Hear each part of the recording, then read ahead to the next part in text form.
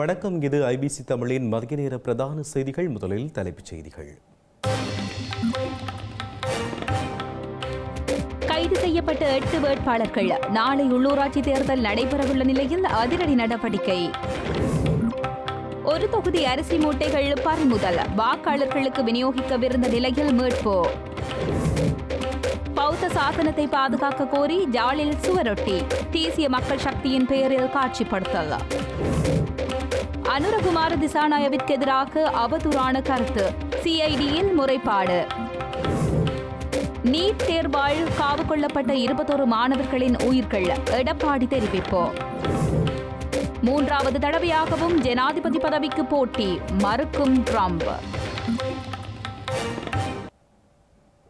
இனி தொடர்வது விரிவான செய்திகள். இலங்கையில் நாளை நடைபெறவிருக்கும் உள்ளூராட்சி மன்ற தேர்தலை முன்னிட்டு வாக்களிக்கும் நிலையங்களுக்கு வாக்குப்பெட்டிகள் அனுப்பும் நடவடிக்கைகள் அனைத்து மாவட்டங்களிலும் முன்னெடுக்கப்பட்டுள்ளன. யாழ்ப்பாணத்திலும் வாக்குப்பெட்டிகளை அனுப்பும் பணிகள் ஆரம்பிக்கப்பட்டுள்ளன. யாழ்ப்பாணம் மத்திய கல்லூரியிலிருந்து யாழ் மாவட்ட தெரிவத்தாட்சி அலுவலகத்தினரால் காலை 8 மணியளவில் வாக்குப்பெட்டிகளை அனுப்பும் நடவடிக்கை ஆரம்பித்து வைக்கப்பட்டது. யாழ்ப்பாணத்தில் உள்ள 17 உள்ளூராட்சி மன்றங்களில் 517 வாக்களிப்பு நிலையங்களுக்கு 672 வாக்குப்பெட்டிகள் எடுத்துச் செல்லப்பட்டுள்ளன. முல்லைத்தீவு மாவட்டத்தின் உள்ளூராட்சி மன்ற தேர்தலுக்கான 137 வாக்களிப்பு நிலையங்களுக்குரிய வாக்குப்பெட்டிகள் மாவட்ட செயலகத்திலிருந்து அனுப்பி வைக்கப்பட்டுள்ளன. முல்லைத்தீவு மாவட்டத்தில் கரைத்துறைப்பற்று, புதுக்குடியிருப்பு, துணுக்காய், மாந்தை கிழக்கு ஆகிய 4 பிரதேச சபைகளுக்கான 41 வட்டாரங்களை உள்ளடக்கிய தேர்தலாக காணப்படுகின்றது. முல்லைத்தீவு மாவட்டத்தின் 87,800 வாக்காளர்கள் வாக்களிக்க தகுதி பெற்றுள்ள நிலையில் அவர்கள் வாக்களிப்பதற்குரிய 137 நிலையங்களுக்கும் முல்லைத்தீவு மாவட்ட செயலகத்திலிருந்து இன்று காலை 7:30 மணி முதல் மாவட்ட தெரிவத்தாட்சி அலுவலகர் தலைமையில் வாக்குப்பெட்டிகள் வாக்களிப்பு நிலையங்களுக்கு அனுப்பி வைக்கப்பட்டுள்ளன.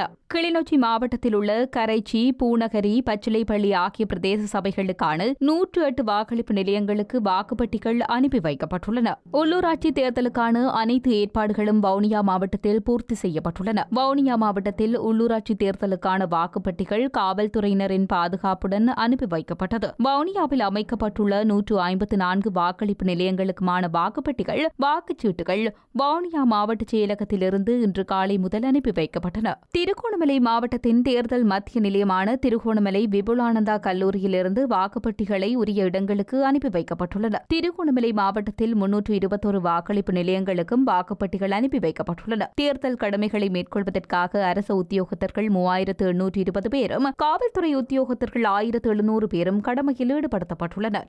மட்டக்களப்பு மாவட்டத்தில் தேர்தல் மத்திய நிலையமான இந்து கல்லூரியிலிருந்து வாக்குச்சாவடிகளுக்கு வாக்குப்பெட்டிகள், வாக்குச்சீட்டுகள் மாவட்ட உதவி தேர்தல் ஆணையாளர் தலைமையில் காலை 9 மணியளவில் எடுத்துச் செல்லப்பட்டன. மட்டக்களப்பு மாவட்டத்தில் 4,55,520 பேர் வாக்களிக்க தகுதி பெற்றுள்ளதுடன் 444 வாக்களிப்பு நிலையங்களில் வாக்கெடுப்பு இடம்பெறவுள்ளது.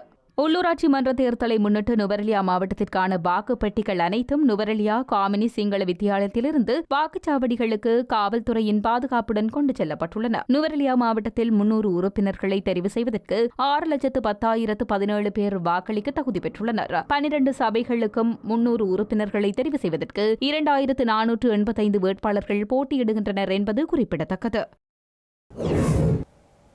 இலங்கையில் உள்ளூராட்சி மன்ற தேர்தல் நாளை செவ்வாய்க்கிழமை நடைபெறவுள்ள நிலையில் கடந்த 24 மணித்தியாலங்களில் 8 வேட்பாளர்கள் கைது செய்யப்பட்டுள்ளனர். அத்துடன் 5 ஆதரவாளர்களும் கைது செய்யப்பட்டுள்ளதாக தெரிவிக்கப்படுகின்றது. இலங்கையில் உள்ளூராட்சி மன்ற தேர்தல் நாளை செவ்வாய்க்கிழமை நடைபெறவுள்ள நிலையில் கடந்த 24 மணித்தியாலங்களில் தேர்தல் வன்முறை தொடர்பான 4 முறைப்பாடுகளும், தேர்தல் சட்ட மீறல்கள் தொடர்பில் 15 முறைப்பாடுகளும் ஸ்ரீலங்கா காவல்துறையினருக்கு கிடைக்கப்பெற்றுள்ளது. கடந்த மார்ச் மாதம் 3ஆம் தேதி முதல் இன்று வரை தேர்தல் தொடர்பில் 568 முறைப்பாடுகள் கிடைக்கப்பெற்றுள்ளன. அவற்றில் 116 முறைப்பாடுகள் தேர்தல் வன்முறை தொடர்பானவை என்றும், மேலும் 452 முறைப்பாடுகள் தேர்தல் சட்ட மீறல்கள் தொடர்பானவை எனவும் தெரிவிக்கப்பட்டுள்ளது. இதுவரை 54 வேட்பாளர்களும் 204 ஆதரவாளர்களும் கைது செய்யப்பட்டுள்ளனர். 46 வாகனங்கள் காவல்துறையினரால் பறிமுதல் செய்யப்பட்டுள்ளமை குறிப்பிடத்தக்கது. மட்டக்களப்பு களுவாஞ்சிக்குடி குருக்கள்மடம் பகுதியில் தேர்தலுக்காக மக்களுக்கு பகிர்ந்தளிக்கப்படுவதற்காக கொண்டு செல்லப்பட்டது என சந்தேகிக்கப்பட்ட அரிசி மூட்டைகளை ஏற்றிய வாகனம் தேர்தல் திணைக்கள அதிகாரிகளால் கைப்பற்றப்பட்டுள்ளது. கைப்பற்றப்பட்டுள்ள அரிசி மூட்டைகளை ஏற்றிச் சென்ற வாகனத்தையும் அதன் சாரதியையும் களுவாஞ்சிக்குடி காவல் நிலையத்தில் ஒப்படைப்பதற்கு தீர்மானிக்கப்பட்டுள்ளது. 5 கிலோகிராம் நிறையுள்ள 250 அரிசி மூட்டைகள் ஏறாவூர் பகுதியில் இருந்து களுவாஞ்சிக்குடி பிரதேசத்தின் கல்லாறு பகுதிக்கு கொண்டு செல்லப்பட்டுள்ளது. கல்லாறு பகுதியிலிருந்து ஒருவர் வந்து அந்த அரிசி மூட்டைகளை பெற்றுக்கொள்வார் என அறிவிக்கப்பட்ட நிலையில் அரிசி மூட்டைகள் ஏற்றிக்கொண்டு வந்த வாகனத்தின் சாரதி உரிய நபருக்கு தொலைபேசி அழைப்பு விடுத்துள்ளார். அவர் வருவதற்கு காலதாமதமான நிலையில் வாகனத்தின் சாரதி கல்லாறு பகுதியிலிருந்து மீண்டும் ஏறாவூர் பகுதி நோக்கி திரும்பிச் செல்லும் வழியிலேயே அவர் தேர்தல் திணைக்கள அதிகாரிகளால் வழிமறிக்கப்பட்டு காவல்துறையினரிடம் ஒப்படைக்கப்பட்டுள்ளார். எனினும் தனது வாகனத்தில் ஏற்றி வந்த அரிசி மூட்டைகளை யாருக்கு ஒப்படைக்க வேண்டும் என தனக்கு தெரியாது என வாகன சாரதி கூறியுள்ளார். இவ்வாறு ஒரு தொகுதி அரிசி மூட்டைகள் கைப்பற்றப்பட்டதாக அறிந்த பல அரசியல் கட்சிகளின் வேட்பாளர்களும் ஆதரவாளர்களும் களுவாஞ்சிக்குடி காவல் நிலையத்திற்கு விரைந்து தகவல்களை பெற்றுக்கொள்வதில் ஆர்வம் காட்டியிருந்தமையை அவதானிக்க முடிந்தது. பௌத்த சாசனத்தை பாதுகாத்தலும் பேணி வளர்த்தலும் அரசின் கடமையாக இருத்தல் வேண்டும் என தெரிவித்து யாழ்ப்பாணத்தில் சுவரொட்டிகள் ஒட்டப்பட்டுள்ளன. தேசிய மக்கள் சக்தியின் ஆதரவு அணி என்ற உரிமத்துடன் வடக்கு கிழக்கு பகுதிகளில் இவ்வாறான சுவரொட்டிகள் நேற்று அதிகாலை முதல் ஒட்டப்பட்டுள்ளன. குறித்த சுவரொட்டிகள் தென்மராட்சி பகுதிகளில் கிராமங்கள் தோறும் வீதிகளில் ஒட்டப்பட்டுள்ளன. ஸ்ரீலங்கா ஜனாதிபதி அனுரகுமார திசாநாயக்கவுக்கு எதிராக அவதூறான மற்றும் தவறான கருத்துக்கள் பரப்பப்படுவதற்கு எதிராக நேற்றிரவு குற்றப்புலனாய்வு திணைக்களத்தில் முறைப்பாடு செய்யப்பட்டுள்ளது. தேசிய லுத்தர் சபையின் முன்னாள் செயற்பாட்டு பணிப்பாளரும் முன்னாள் ஜனாதிபதி ரணில் விக்ரமசிங்கவின் மக்கள் தொடர்பு பணிப்பாளர் நாயகமுமான துசித ஹல்லொழுவுக்கு எதிராக இந்த முறைப்பாடு செய்யப்பட்டுள்ளது. ஜனாதிபதி அனுரகுமார திசாநாயக்கவின் பெயரை பயன்படுத்தி வெளியிடப்பட்ட மேற்படி கருத்துக்கள் ஜனாதிபதியின் நற்பெயருக்கு பாதகமான தாக்கத்தை ஏற்படுத்தக்கூடும் என்பதால் துசித கல்லொழுவுக்கு மற்றும் அந்த கருத்துக்களை சமூக ஊடகங்களின் வாயிலாக பரப்ப நடவடிக்கை எடுத்து சமூக ஊடக செயற்பாட்டாளர்கள் தொடர்பில் துரித விசாரணை நடத்தி சட்ட நடவடிக்கை எடுக்குமாறு இந்த முறைப்பாட்டில் கூறப்பட்டுள்ளது. ஜனாதிபதியின் ஆலோசனைக்கு அமைவாக அவரின் சட்டத்தரணி அகலங்க உத்வத்தேவினால் இந்த முறைப்பாடு செய்யப்பட்டுள்ளதோடு சட்டத்தரணி உபுல் குமார பெருமவும் இதில் இணைந்து கொண்டுள்ளார். இறுதிக்கட்ட யுத்தத்தின் பொழுது தமிழீழ விடுதலை புலிகளிடமிருந்து மீட்கப்பட்ட தங்க நகைகளை அரசுடைமையாக்காது உரியவர்களிடமே ஒப்படைக்க தற்போதைய அரசு உரிய நடவடிக்கை எடுக்க வேண்டும் என வன்னி மாவட்ட நாடாளுமன்ற உறுப்பினர் செல்வம் அடைக்கலநாதன் தெரிவித்துள்ளார். தமிழ் மக்களின் முதலீடாகவும் அவர்களின் கலாச்சார அடையாளமாகவும் தங்க நகைகள் காணப்படுவதாகவும் அவர் கூறியுள்ளார். இறுதிக்கட்ட யுத்தத்தின் போது தமிழீழ விடுதலை புலிகளிடமிருந்து மீட்கப்பட்ட தங்க நகைகள் தற்போது காவல்துறையினரிடம் ஒப்படைக்கப்பட்டு மத்திய வங்கியினால் ஆய்வு மேற்கொள்ளப்படவுள்ளது. இந்த நிலையில் கருத்து வெளியிட்ட நாடாளுமன்ற உறுப்பினர் செல்வம் அடைக்கலநாதன் மனிதாபிமான யுத்தம் என்ற போர்வையில் மக்களை கொன்று குவித்து அவர்களின் கலாச்சார அடையாளமாக பேணப்பட்டு வந்த சொத்துக்களை இல்லாமல் செய்து தமிழ் மக்களை நெருக்கடியாக்கிய பேரினவாத சிந்தனை கொண்ட அரசுகள் தமிழ் மக்களின் பெருந்தொகையான நகைகளை மறைத்து வைத்திருப்பது தொடர்பில் இதுவரை எவ்விதமான கருத்துக்களையும் வெளியிடவில்லை என கூறியுள்ளார். இந்த நிலையில் நகைகளை வன்னி பெருநிலப்பரப்பில் உள்ள வங்கிகளில் அடகு வைத்த மக்கள் தமது நகைகளுக்கு என்ன நடந்தது என்பது தெரியாமல் தமது முதலீடுகள் அனைத்தையும் இழந்திருப்பதனால் பெரும் வறுமையில் வாழ்ந்து வருகின்றனர். இவ்வாறான நிலைமையில் தற்போதைய அரசு தேர்தல் நலனுக்கானதாக இருந்தாலும் அந்த நகைகள் தொடர்பில் தகவல்களை வெளிக்கொணர்ந்து அதனை வெளிப்படுத்தியமை வரவேற்பதாக அவர் கூறியுள்ளார். எனினும் குறித்த நகைகளை உரியவர்கள் இல்லை என்ற காரணங்களை காட்டி அரசுடைமையாக்காது நகைகளை உரித்தான தமிழ் மக்களிடம் ஒப்படைப்பதற்கு அரசாங்கம் நடவடிக்கைகளை மேற்கொள்ள வேண்டும் என தெரிவித்துள்ளார். இதேவேளை பொதுமக்களும் தங்களிடம் குறித்த நகைகளை அடக்கு வைத்த பற்றுச்சீட்டுகள் இருக்கும் பட்சத்தில் அதனை வெளிப்படுத்தி தமது நகைகளை உறுதிப்படுத்தி பெற்றுக் கொள்வதற்கும் முன்வர வேண்டும் என செல்வம் அடைக்கல்நாதன் கேட்டுக் கொண்டுள்ளார். பற்றுச்சீட்டுகள் உள்ளவர்கள் அதன் பிரதிகளை தங்களிடம் வழங்கும் பட்சத்தில் நாடாளுமன்றத்தின் கவனத்திற்கு கொண்டு சென்று உரியவர்கள் இந்த நகைகளை பெறுவதற்கு ஏற்பாடுகளை செய்து தருவதாக தெரிவித்துள்ளார். அத்துடன் அரசாங்கமானது வங்கிகளில் அடகு வைத்த பற்றுச்சீட்டுகள் பல பொதுமக்களிடம் இல்லாத நிலை தற்போது காணப்படுகிறது. அது மாத்திரமன்றி அடகு வைத்த பலர் இன்று இயற்கை எய்தியும் உள்ளதால் அவை தொடர்பில் ஏதுவான நடவடிக்கை மேற்கொள்ள வேண்டும் என அவர் கேட்டுக் கொண்டுள்ளார்.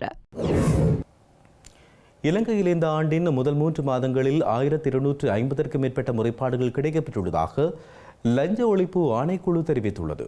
இலங்கையில் ஜனவரி 1 முதல் 31 வரை லஞ்ச ஒழிப்பு ஆணையத்திற்கு 1267 முறைப்பாடுகள் கிடைக்கப்பெற்றுள்ளன. இந்த முறைப்பாடுகளுக்கு அமைய இலங்கை முழுவதும் 24 சோதனைகள் நடத்தப்பட்டு 20 சந்தேக நபர்கள் கைது செய்யப்பட்டுள்ளனர். கைது செய்யப்பட்ட சந்தேக நபர்களில் 6 காவல்துறை அதிகாரிகள், ஒரு பாடசாலை அதிபர், ஒரு தொழிலாளர் அதிகாரி, ஒரு கள அதிகாரி மற்றும் குடிவரவு மற்றும் குடியகல்வு துறையின் அதிகாரி என லஞ்ச ஒழிப்பு ஆணையம் தெரிவித்துள்ளது. அதனைவிட ஒரு பொது சுகாதார பரிசோதகர், அபிவிருத்தி உத்தியோகஸ்தர், நீதி அமைச்சக ஊழியர், மாகாண வருவாய்த்துறை மதிப்பீட்டு அதிகாரி மற்றும் 6 பொதுமக்களும் கைது செய்யப்பட்டுள்ளனர். இந்த ஆண்டு 24 குற்றம் சாட்டப்பட்டவர்களுக்கு எதிராக 21 வழக்குகள் நீதிமன்றங்களில் தாக்கல் செய்யப்பட்டுள்ளதாக லஞ்ச ஒழிப்பு ஆணையம் தெரிவித்துள்ளது. வியட்நாமுக்கு விஜயம் செய்துள்ள ஜனாதிபதி அனுரகுமார திசாநாயக்க தென்கிழக்கு ஆசியாவின் மிகப்பெரிய பௌத்த விகாரைகளில் ஒன்றான பாய்டின் விகாரைக்கு சென்று வழிபாடுகளில் ஈடுபட்டுள்ளார்.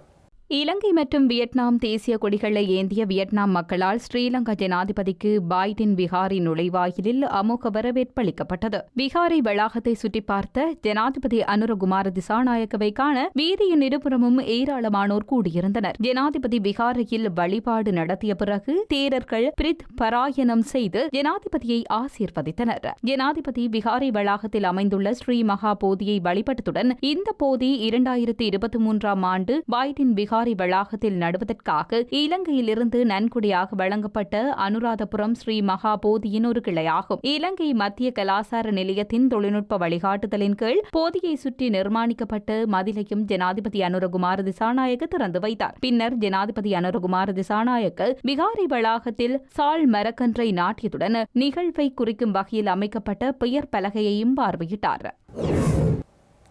நீட் தேர்வை மீளெடுப்பதாக தமிழ்நாட்டின் முதல்வர் மு.க.ஸ்டாலின் அளித்த வாக்குறுதி இதுவரை நிறைவேற்றப்படாத நிலையில் 21 மாணவர்களின் உயிர்கள் காவு கொள்ளப்பட்டுள்ளதாக அதிமுகவின் பொதுச் செயலாளரும் எதிர்க்கட்சித் தலைவருமான எடப்பாடி பழனிசாமி குற்றம் சாட்டியுள்ளார். முதலமைச்சருக்கு தற்போது கூட மனச்சாட்சி உறுத்தவில்லையா என்றும் அதிமுகவின் பொதுச் செயலாளர் கேள்வி எழுப்பியுள்ளார். மருத்துவ இளங்கலை பட்டப்படிப்பிற்கான நுழைவுத் தகுதி தேர்வு நேற்று இடம்பெற்றதுடன் இந்த தேர்விற்கு முன்னதாக செங்கல்பட்டு மாவட்டம் மேல்மருவத்தூர் அருகே கயல்விழி என்ற மாணவி தேர்வு அச்சத்தால் தவறான முடிவெடுத்து உயிரை மாய்த்திருந்தார். மாணவியின் உயிரிழப்பு செய்தி அதிர்ச்சி அளிக்கின்றது என அதிமுக பொதுச் செயலாளரும் எதிர்க்கட்சித் தலைவருமான எடப்பாடி பழனிசாமி குறிப்பிட்டுள்ளார். நீட் தேர்வு மீளெடுப்பு வாக்குறுதியை வழங்கிய தமிழ்நாட்டின் ஆட்சி நாடாளுமன்றத்தில் 39 நாடாளுமன்ற உறுப்பினர்கள் திமுக பெற்றதாகவும் அவர் சுட்டிக்காட்டினார். ரகசியம் இருக்கிறது, ஆட்சிக்கு வந்ததும் பாருங்கள் என வாய் சவடால் பேசியதெல்லாம் எங்கே போனது என கேள்வி எழுப்பியுள்ள அவர் வெட்கம், மானம், சூடு சுரணை எல்லாம் எங்கே போனது எனவும் வினாவியுள்ளார். தேர்தல் அரசியலுக்கான ஒற்றை பொய்யால் மட்டுமே 21 மாணவ மாணவியரின் உயிர் பறிபோயுள்ளதாகவும் இன்னும் எத்தனை பிள்ளைகளின் உயிர்கள் இவ்வாறு போகின்றது எனவும் எடப்பாடி பழனிசாமி குறிப்பிட்டுள்ளார். 2026 ஆண்டு சட்டமன்ற தேர்தலில் திமுகவிற்கு உரிய மரியாதையுடன் மக்கள் பதில் அளிப்பார்கள் எனவும் இத்தனை மாணவ மாணவியரின் மரணங்களுக்கு உரிய நீதியை மக்கள் நிச்சயம் வழங்குவார்கள் எனவும் அவர் நம்பிக்கை வெளியிட்டுள்ளார். அமெரிக்காவின் ஜனாதிபதி பதவிக்கு 3வது தடவையாகவும் போட்டியிடுவது குறித்து பரிசீலித்து வருவதான தகவல்களை அந்த நாட்டின் ஜனாதிபதி டொனால்ட் ட்ரம்ப் மறுத்துள்ளார். ஏற்கனவே அமெரிக்காவின் அரசியலமைப்பின் பிரகாரம் ஒருவர் 2 தடவைகள் மாத்திரமே ஜனாதிபதியாக முடியும் என்ற நிலையில் டொனால்ட் ட்ரம்ப் இந்த மறுப்பை தெரிவித்துள்ளார். அமெரிக்காவின் ஜனாதிபதியாக 3வது தடவை அல்ல, 4வது முறையும் பணியாற்ற விரும்புகின்ற விடயமானது நகைச்சுவையான ஒன்று அல்லவென டொனால்ட் ட்ரம்ப் கூறியிருந்தார். இது குறித்து எழுப்பப்பட்ட கேள்விக்கு பதிலளித்த டொனால்ட் ட்ரம்ப் போலி செய்தி ஊடகங்களை இலக்கு வைத்தே நாம் அவ்வாறான கருத்துக்களை கூறியதாக தெரிவித்துள்ளார். 2 தடவைகள் என்ற அடிப்படையில் 8 ஆண்டுகள் அமெரிக்காவின் ஜனாதிபதியாக தாம் பதவி வகிப்பேன் எனவும் அது மிகவும் முக்கியமானது என எண்ணுவதாகவும் அவர் கூறியுள்ளார். எனினும் டொனால்ட் ட்ரம்பின் நிறுவனம் ட்ரம்ப் 2028 என பொறிக்கப்பட்ட தொப்புக்களை விற்பனை செய்து வருகின்றது. இந்த நிலையில் 2029 ஆண்டு தனது 2வது பதவிக்காலம் நிறைவடைந்த பின்னரும் பதவியில் நீடிப்பதற்கு அவர் முயலலாம் என்று ஊடகங்கள் தூண்டியுள்ளது. இதன் பின்னணியில் ஊடகத்திற்கு வழங்கிய நேர்காணலில் கருத்து வெளியிட்ட டொனால்ட் ட்ரம்ப் பதவியில் நீடிக்க முயற்சிப்பதை பரிசீலிக்குமாறு கோரிக்கைகள் முன்வைக்கப்படுவதாக கூறியுள்ளார். அதனை செய்ய வேண்டும் என பலர் விரும்புகின்ற போதிலும் தமக்கு தெரிந்தவரை அது அனுமதிக்கப்படாத ஒன்றென டொனால்ட் ட்ரம்ப் மேலும் குறிப்பிட்டுள்ளார். செய்திகளின் நிறைவாக மீண்டும் தலைப்புச் செய்திகள். கைது செய்யப்பட்ட 8 வேட்பாளர்கள், நாளை உள்ளூராட்சி தேர்தல் நடைபெறவுள்ள நிலையில் அதிரடி நடவடிக்கை. ஒரு தொகுதி அரிசி மூட்டைகள் பறிமுதல், வாக்காளர்களுக்கு விநியோகிக்கவிருந்த நிலையில் மீட்பு. பௌத்த சாசனத்தை பாதுகாக்க கோரி ஜாலில் சுவரொட்டி, தேசிய மக்கள் சக்தியின் பெயரில் காட்சிப்படுத்தல். அனுரகுமார திசாநாயவிற்கு எதிராக அவதூறான கருத்து, சிஐடியில் முறைப்பாடு. நீட் தேர்வால் காவு கொள்ளப்பட்ட 21 மாணவர்களின் உயிர்கள், எடப்பாடி தெரிவிப்பு. 3வது தடவையாகவும் ஜனாதிபதி பதவிக்கு போட்டி, மறுக்கும் ட்ரம்ப். இத்துடன் ஐபிசி தமிழின் மதிய நேர பிரதான செய்திகள் நிறைவு பெற்றன. உடனுக்குடன் நீங்கள் செய்திகளை அறிந்து கொள்ள ibctamil.com என்கின்ற நமது இணையதளத்தினை பார்வையிடுங்கள். வணக்கம்.